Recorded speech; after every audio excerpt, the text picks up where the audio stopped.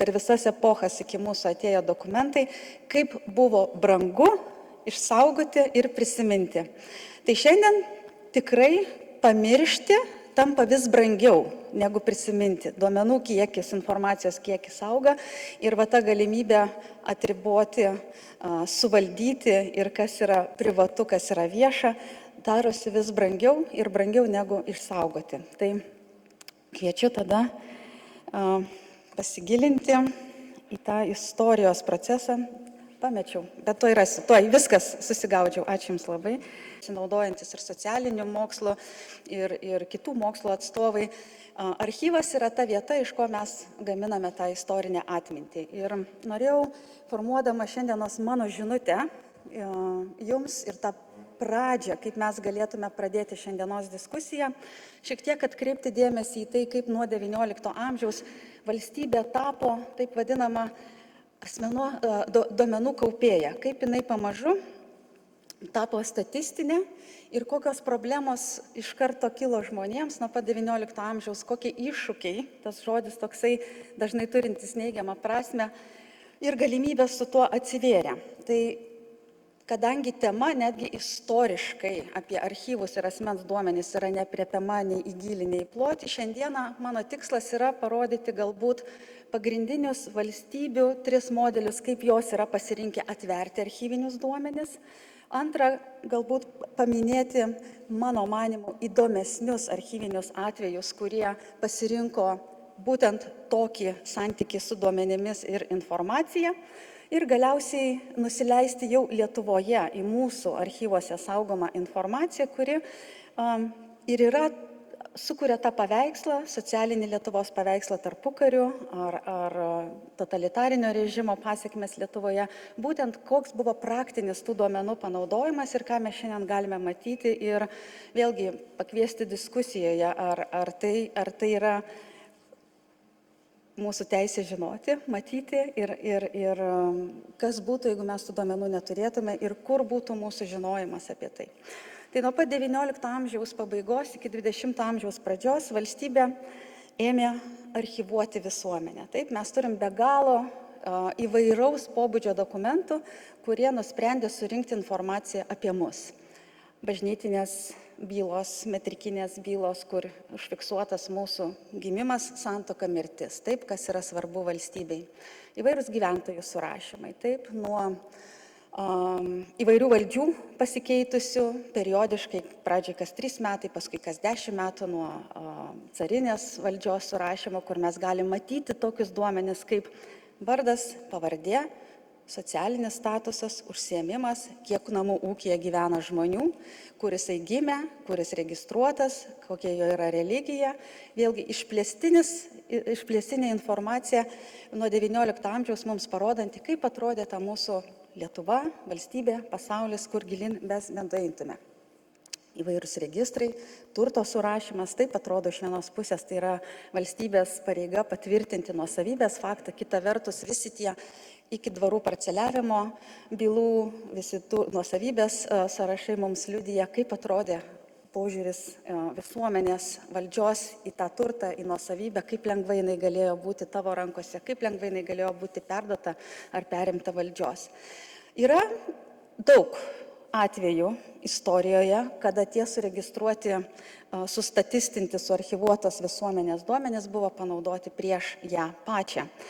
Galbūt iš tokių ryškiausių paminėčiau Jungtinėse Amerikos valstijose Antram pasaulinio karo metu, kuomet surinkti japonų kilmės gyventojų duomenys buvo panaudoti kuriant internacijos stovyklas. Mes žinome, kad po Pearl Harboro buvo masiškai japonų tautybės amerikiečių piliečiai, norėčiau parinkti korektišką žodį, nors galvoje kyla suvaryti.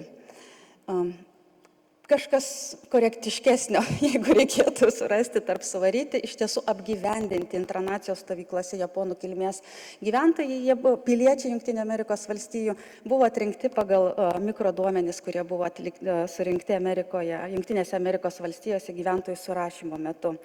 Kitas vėlgi skaudus pavyzdys, manau, vis dar mūsų istorinė atminty gyvas ir gajus, nes yra gyvų ir žmonių, kurie tą patyrė. Tai būtent 39 metais nacių Vokietijoje vykdytas gyventojų surašymas, kuris turėjo specialias korteles, kur buvo nustatoma kilmė net iki senelių. Ir jeigu buvo atrenkama įrašyta žydų kilmė, tos kortelės per paprastą surašymą iškartėjo į kitą atskirą instituciją, kuri jau panaudojo jas mums žinomų tikslų. Šiai dienai turėčiau pabrėžti, istorikai nesutarė, nėra vieningo sutarimo, ar tikrai vienareikšmiškai pagal tas korteles buvo vykdomi tolimesni nacių planai žydų tautos atžvilgių.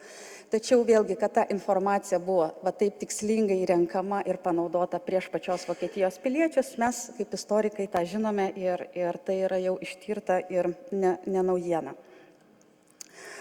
Yra labai skirtingi modeliai, kaip valstybė pasirenka savo santykį su archyvais ir jų atvėrimą, bet mano manimu ir daugiausiai apie juos kalbama ir mokslinėje literatūroje, tai yra būtent prancūziškasis, kuris iš anksto nustato terminus ir derogacijas, tai yra tuos išimtinius aprašymus, kada informacija turi būti uždaryta ir neprieinama įvairiais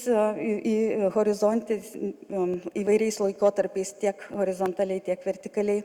Britiškasis, kuris priima atvėrė visiems, neriboja, bet labai kruopšti selekcija atliekama prieš dokumentų atvėrimą. Ir vokiškasis, jis yra labai unikalus Štasi archyvo atvėrimo pavyzdys, kuomet 90-aisiais suvienijus vakarų ir rytų Vokietiją iškilo toksai nepatogus klausimas, ką daryti su Štasi policijos archyvu. Kaip žinia, tai buvo slaptoji policija, kaip neurotinklas išvarstęs visą Vokietijos teritoriją. Tikrai sudėtinga sistema pareigūnų, bendradarbiavusių, kitų asmenų, kurie priklausė Štasi organizacijai. Ir iškilo klausimas, ką daryti, Vokietijoje buvo sprendžiamas, ką daryti su šitų archyvų, kurį mes paveldėjome, plus visais gyvais žmonėm, kurie dirbo, bendradarbiavo. Ir šiuo atveju Štasi duomenų atvėrimas dažnai pristatomas kaip pavyzdinis, kadangi buvo nuspręsta rinktis prioritetą teikiant aukų teisėms ir visuomenės teisei žinoti, pasirenkant bendradarbiavusių informaciją,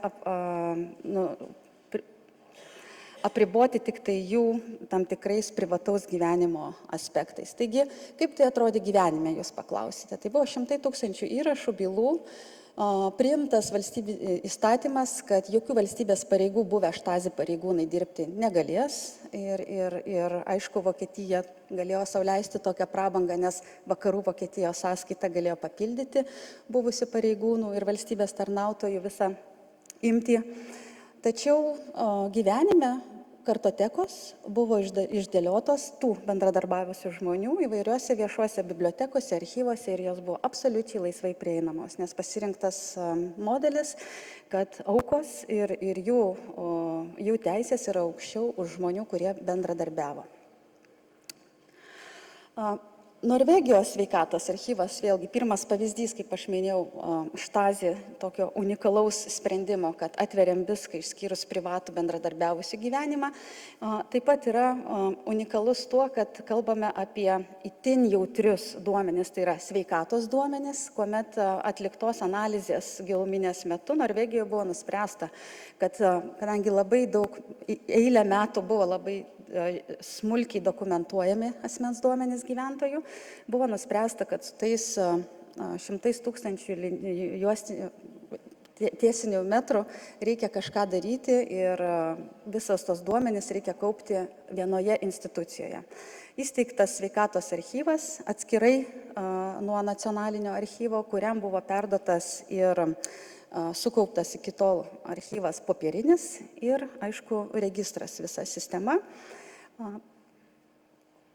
Pagrindinis dabar darbas yra skaitmeninant tuos įrašus ir, aišku, pasinaudojant informacinėmis sistemomis ir jų architektūra, suteikti galimybę ir tyrėjams, ir žmonėm naudotis savo ir tyrimų tikslais nuasmenintais duomenimis. Tai yra visa atskira institucija, kuri nukreipta ir dirba būtent sveikatos srityje, kadangi Manoma, jog šitie sveikatos duomenys yra labai naudingi tiek atsekant visas kartas į gilį, kokios yra paveldimos lygis, kažkokios daryti lygų prevenciją, spręsti apie jų dinamiką ir kad tai yra tikras turtas, kurį radus būdą apriboti ir nuasmenint, tikrai galima naudotis. Tai jeigu tokia bus galimybė, manom, kad pavasarį teks apsilankyti šitam archyve ir pasižiūrėti detaliau, kaip yra vis dėlto dirbama su asmens duomenimis.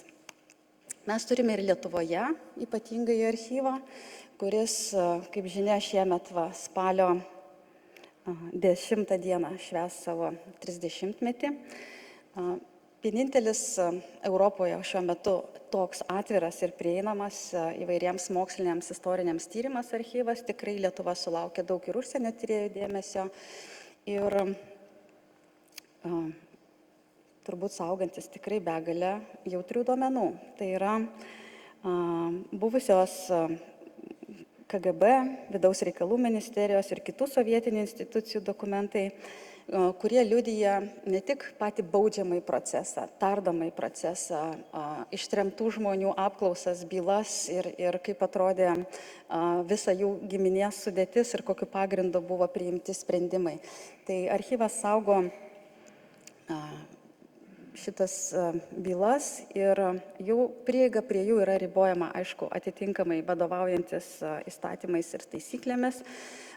Dažnai kyla visuomenėje klausimų, ar kada KGB archyvas išviešins visas bylas, tai vėlgi pasinaudosiu progą, kad esu tribūnoje ir pasakysiu, kad mūsų archyvų sistemoje paslapčių nėra.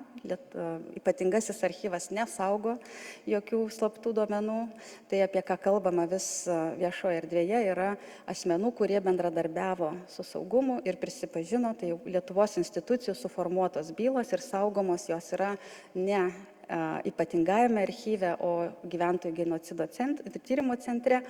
Ir mes užtikrindami tą teisę būti nežinomiems šitiems asmenėms, Lietuvos ypatingasis archyvas prieš išduodami bylas, kuriuose gali būti viena iš 1100 asmenų prisipažinusių bendradarbiavę, turi būtinai patikrinti visą bylą, kad ta informacija jokių būdų nebūtų atskleista Lietuvos tyrėjams, gyventojams, tiems asmenims, kurie domisi bylą.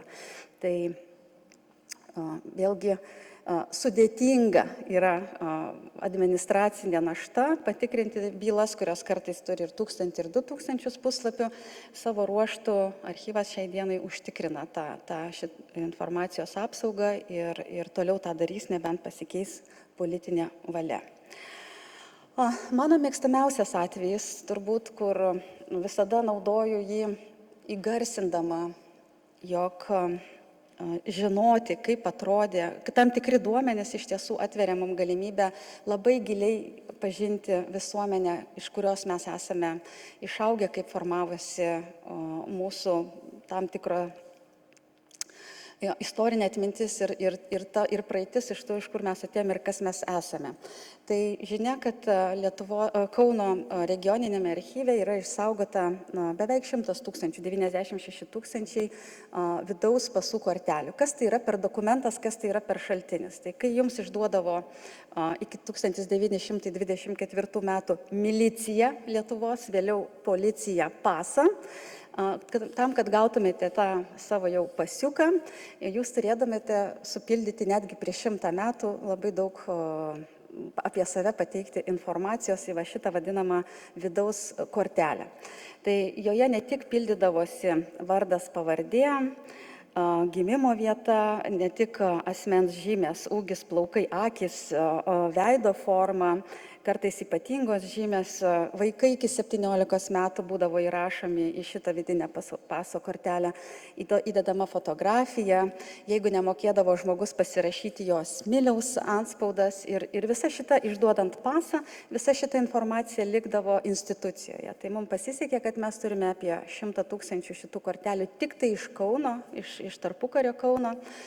Savo ruoštų taip yra ir centrinėme archyve, kaip žinia, iš Vilniaus platesnių regionų, ne paties Vilniaus pasų kortelių.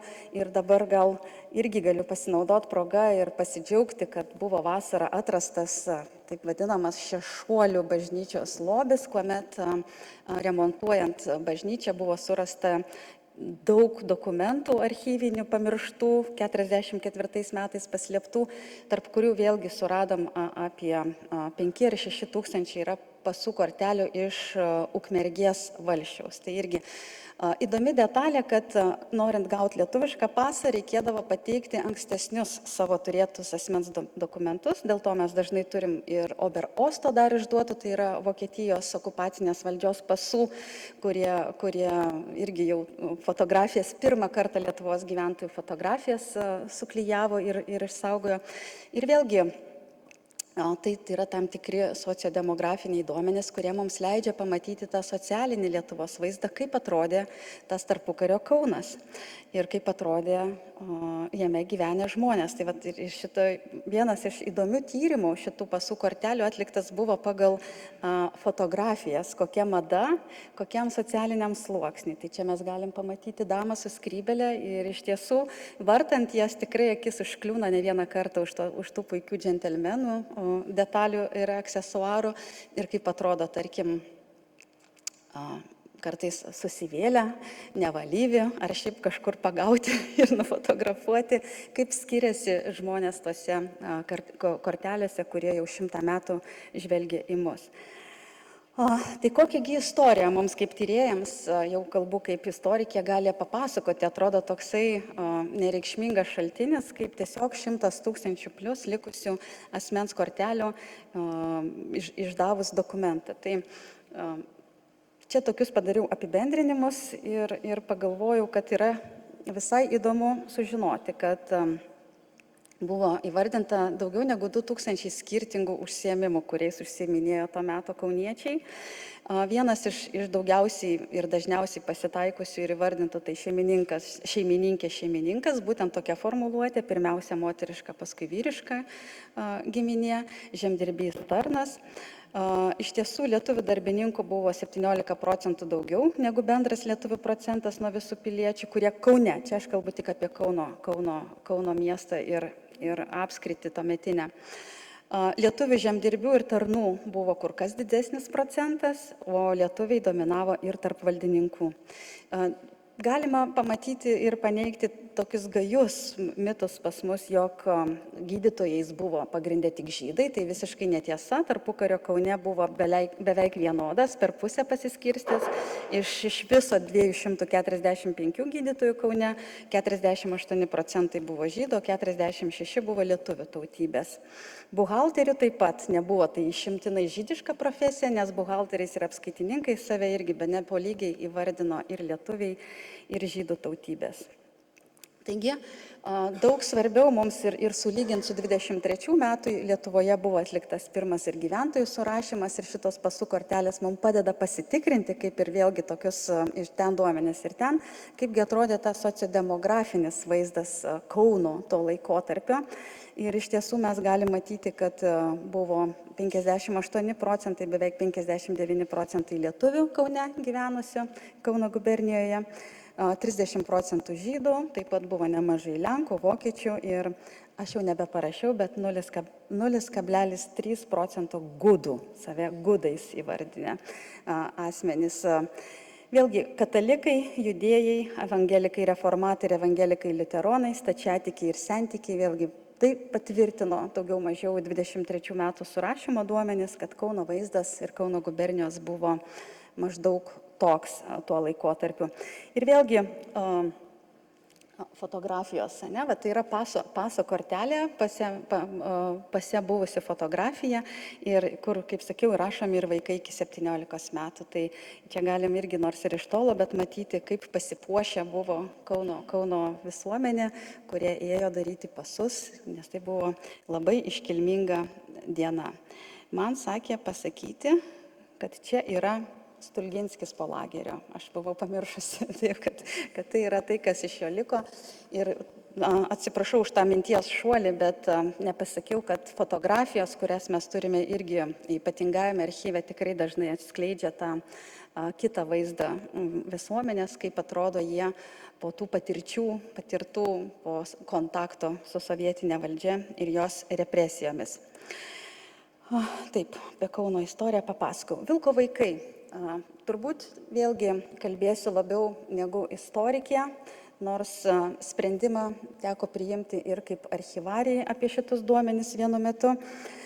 Menkai ir vis dar nepakankamai mes žinome apie Vilko vaikus, tai arba tuo metu ankstyvuoju sovietiniu laikotarpiu dažnai vadintus vokietukus, tai yra beveik kartais minima 7, kartais 9 tūkstančiai plus vaikų, kurie iš tiesų po vokiečių, po rytų Prūsijos okupacijos Raudonosios armijos pasekoje turėjo trauktis, bėgti ir atsidūrė Lietuvoje.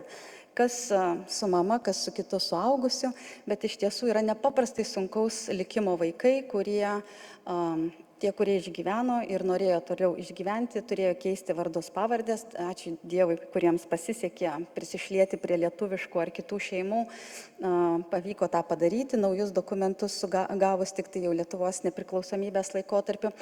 Tačiau sovietinės valdžios požiūris į šitus vaikus buvo itin neigiamas. Nepaisant jų mažo amžiaus, jie tikrai buvo nuo labai mažų iki 17 metų, jiems visiems buvo taikomas baudžiamasis kodeksas.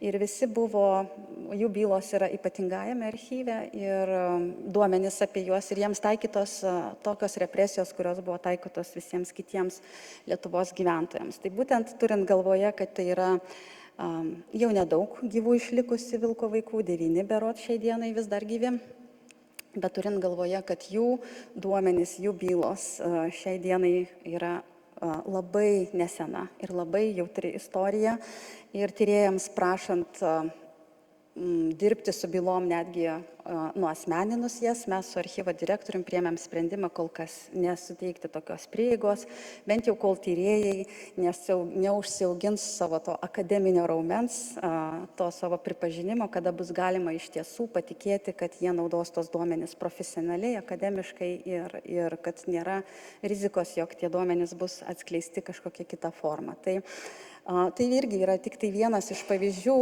kaip archyvai ką saugo ir ką galėtų, kokią informaciją atskleisti ir kada turi tą vidinę galią ir administracinę prieigą prie šitokio pobūdžio informacijos apriboti. Taip, gerai, aš į laiką visiškai įsipaišau, nors man žadėjo, kad mojuos. Tai apibendrinsiu. Kaip sakiau, pradžioje tema yra tikrai gili, paminėjau tik tai tuos atvejus, kurie man, kaip istorikiai ir kaip Lietuvos vyriausiai archyvariai, yra įdomus ir galbūt sektini, jeigu Norvegijos atveju Norvegijos sveikatos archyvo, kad archyvai sistema yra pasiruošę saugoti tą informaciją ir prisijimti atsakomybę. Ir kiekvieną dieną tas supratimas ir branda, kokius duomenis saugo archyvuose, jisai ne tik buvo, bet ir auga, nes mes šviečiamės, mokomės ir vis daugiau į individualių atvejų studijuojam. Ir manau, kad šiandienos konferencija ir beprasidedanti diskusija mums padės tvirčiau stovėti ant tų kojų ir drąsiai rasti balansą tarp tų autentiškų mūsų visuomeniai svarbių duomenų, dokumentų ir informacijos, kuri formuoja istorinę atmintį, kartu užtikrinti teisę į asmenų privatumą ir galbūt ateityje vis labiau išryškėjantį poreikį teisę būti pamirštam. Tai vėlgi yra labai įdomi savoka ir koncepcija, kuri tik pamažu ateina ir į Europos archyvus, bet sąmoningėjant visuomenėms, manau, kad bus diena, kada mes ir teisė būti pamirštiems turėsime galbūt netgi atskirą diskusiją arba susitikimą. Tai ačiū labai už dėmesį.